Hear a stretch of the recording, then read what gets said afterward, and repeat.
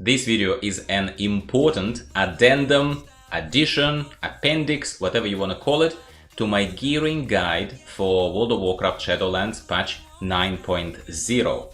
It is very important for me to talk to you about one massive omission that I made, and it is about the role of covenants and Covenant Campaign in your gearing progression for your fresh alts, as well as just some particulars of Covenant Campaign that revealed themselves to me as the time went by. I think I haven't spoken about it, so today is the day. If this is something you'd like to hear about, please stick around.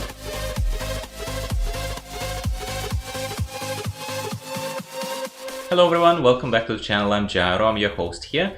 Really happy to have you here, and I know that I haven't said it for a long time, but particularly warm welcome and thank you for all people who have joined me not long ago. Your support is much appreciated. I hope you're enjoying our little casual club. My videos are ranty, but they all come from the heart. I'm not a specialist, but I'm a veteran of World of Warcraft. It's been a while since I reintroduced myself to my crowd, but might as well be this video. Okay, so very recently, well, relatively recently, I published a gearing guide for 9.0. It was not an early guide, so I am into those alt gearing guides, and when I level alts, I keep an eye on various ways to optimize it in an easy way for a player similar to me. So the gearing guide, you're most welcome to take a look at it. I think it contains, current gearing guide published, it contains everything that I would do for any of my new alts, for any of my fresh alts. And it talks you kind of from zero to hero, so to speak, from whatever you arrive at level 60 in, as far as gear is concerned, which is about item level 135-ish, up to about 190. In my gearing guide, I have omitted the role of covenants. I mentioned covenants, and I think I mentioned some very early couple of pieces of gear that covenants give you. I'll be honest with you, I somehow just got bored.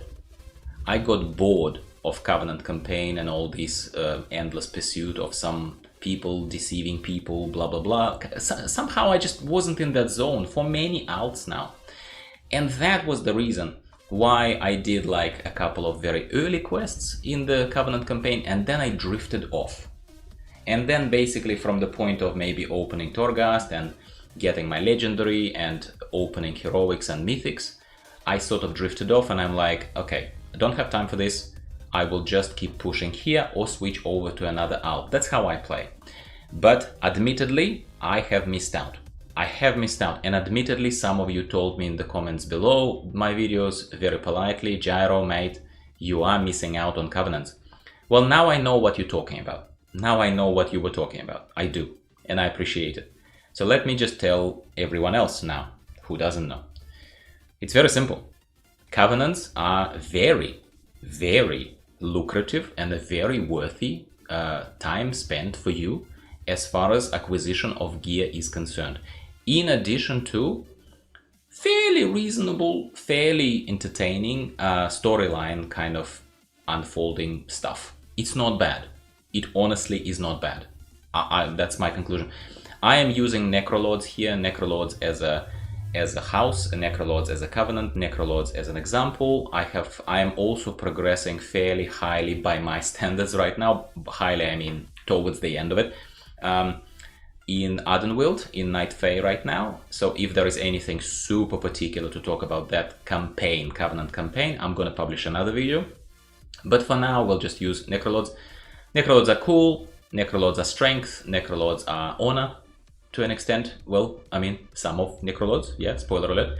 And this campaign, this Covenant Campaign, is very soloable, so you can do it virtually at any item level as just a casual player, right? On your own terms. It's a solo content. It's exactly what you and I are after, right? And it gives you awesome gear, okay? It gives you awesome gear. The further you progress in the campaign, the higher item level of gear it gives you. And that gear is upgradable, just like PvP gear. It's upgradable. Yes, I know. I saw even early on when the first piece of loot, whatever it is, I can't remember now, the Covenant gives you, it's a fairly low item level, and you're like, ah, meh, there are other sources. That's what I thought. Well, silly me, don't repeat my mistake. take a look here. So I have so the Covenant campaign starts giving you 184s. 184s, that's a Mythic +0 level and LFR level. Then it gives you 190, that's beyond that point, that's the end bosses of LFR level, roughly. And higher, well, slightly higher, Mythic plus keys.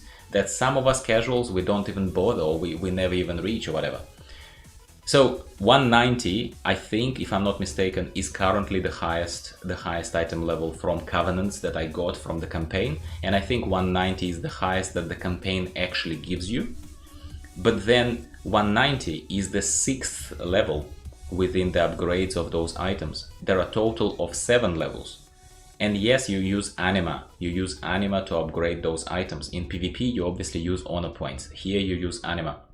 So my recommendation to my people is this. Because I personally am not a fan of Shadowlands systems, and by systems I mean mission table. Abomination Factory is great as a system, but that's one system, one extra system in Shadowlands that I'm actually happy with. But as far as mission table is concerned, as far as those anima, whatever things are concerned, as far as the blood mirrors connecting Revendreth are concerned, yes, they probably speed up your travels around Revendreth and other places a little bit, and portals in Necrolords. But for me, that's kind of, I can take it or leave it. So all I do these days is I just pile up any anima I get from dungeons, any anima I get from LFR, from the world boss, I just pile it up. And now I spend it on upgrades of this armor. And that allows me, as a casual solo player just like you, to continue using this as a very, very prominent, very strong system, to continue pushing my item level high and gearing up. So that's your addendum. As well as enjoy the campaign. Enjoy the actual, well, Necrolords was very enjoyable. I really, really enjoyed it.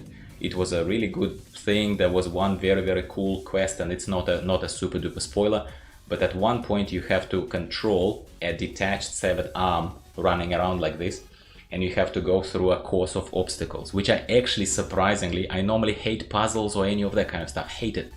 But in this case, I was like, yeah, that's awesome, more of this stuff, come on.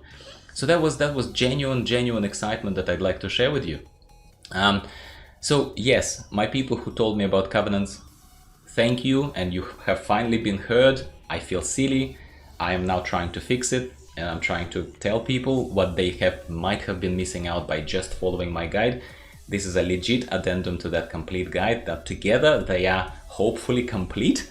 And this is definitely something like a path for upgrades, path for gearing that you should not avoid, you should not omit. Don't repeat my mistake. I do feel like I missed out.